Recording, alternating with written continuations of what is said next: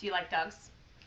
Good, because we like to talk about dogs. And today we are going to talk about tripod dogs, or dogs with three legs, dogs that have had to have amputations or were born that way. Um, our tripod dog here, this is Klaus. We adopted him. Klaus lost his back leg. He was hit by a car, and it was amputated by some wonderful vets. So he's our old guy. So we had to learn a lot about how to help him. Sorry, how to help him care for his leg and how to not get arthritis and things like that. So Klaus here is a big dog. And so that's going to be the number one thing you look at with tripod dogs is their weight. So because they are compensating on their other joints, whether they have a front amputation or back amputation, they're going to be overcompensating. So you want to keep them slightly underweight. Now it's very hard with a big muscle mass type dog like this, but you want to try and keep them a little bit underweight. You know, keeping them at a proper weight, keeping them at proper health is going to help alleviate stress on these joints. So that's number one with a tripod dog. You want to make sure you're maintaining proper weight and a little bit under what they should be just to help with these joints. So speaking of joint health, if this is a fresh amputation, things like that, you're going to want to start creating healthy joints early. Tripod dogs, three-legged dogs, tend to get early onset arthritis because they are overcompensating on these other joints. So it's Fatal's messing with the camera there. So with this, you're going to want to give them a nice supplement. So my favorite supplement to give for a tripod is Dasequin. I'm not sponsored by them or anything like that. If they want to sponsor me, hit me up, that's fine. I'm not sponsored by them, but I like Dasequin with MSM. So here's the two packages. You want to see them? You want to see them? This is the one you want? Yeah. So this is the package you want. This one has with MSM in it. Now you can get tricked by this package. This is still a good one, but I really like this one for tripod dogs. So this is Dasequin with MSM. It's a really good supplement. It's great for joint health and joint, keeping as far as we can the onset of arthritis at bay. So eventually they're going to get it. It's just a natural thing because of how they have to overcompensate. They will get it eventually, but this helps delay it. It helps keep their joints as healthy as possible for as long as possible.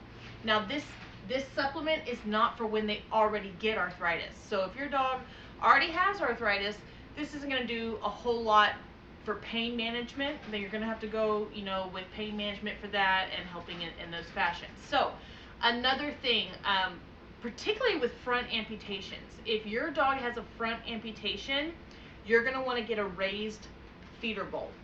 You don't want them kind of trying to figure out how to lean over to get to their food on the ground. You're going to want to get a raised bowl, especially for front amputations. Keeping that balance is really hard. So getting a raised bowl for them is going to be very, very helpful.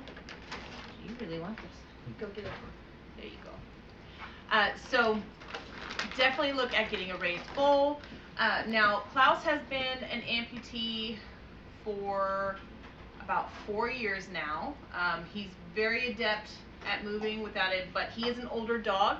He's a heavy dog, so he does already have some arthritis started with him. But many dogs can live very long, good, long, happy lives with amputations. Some people ask about getting like a prosthetic.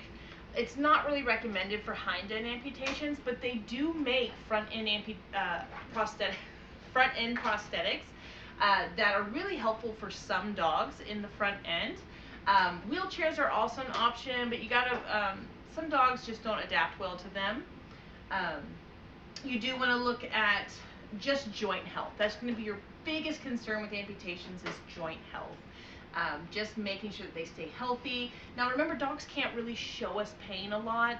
A lot of times when they start giving you physical symptoms where you notice they're in pain, that's when it's grown to a point where they're physically showing it. Dogs handle pain way better than we do, and they're not going to show it physically as soon as we think they are going to. So always keep into a good look, and look at your dog, the way they move, kind of watch their pain, because pain management once they hit arthritis is going to be a big deal.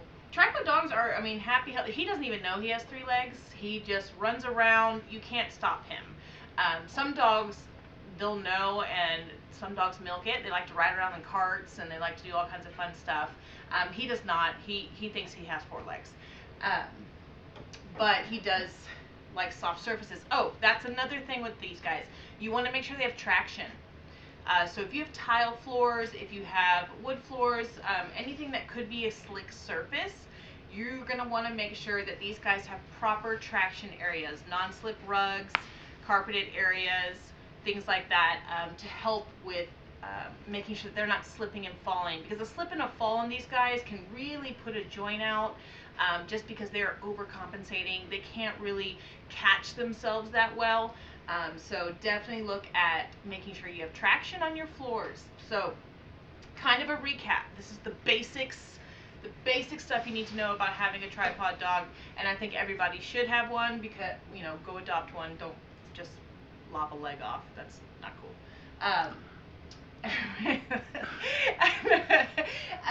So, first thing, keep them at a proper weight. Second thing, really maintain their joint health. Third thing is raised feeder bowls. And fourth is proper traction in your home to prevent slips and falls. But those are the main things. There's small things that each individual dog will require. You know, some dogs lose them through accidents, like Klaus here. Klaus lost his from being hit by a car. But some dogs, they get a cancer called osteocarcinoma. Is that how you say it? And that is a bone thing, and they will frequently amputate legs to stop the progression of that cancer.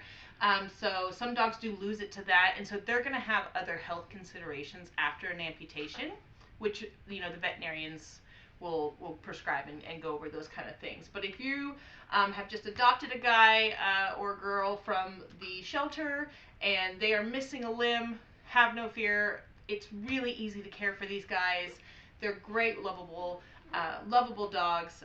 So amputee dogs is a great way to go. And if you have a dog that's going to be amputated or just want a place to start, those 4 recommendations will take you a long way. We thank you for listening. Thank you for meeting Klaus. And please like, subscribe, comment. We appreciate any traction we can get on our videos. This is a new channel, so we're hoping to bring you guys more information. Klaus's full name, hi, is Klaus Morgan. Yes.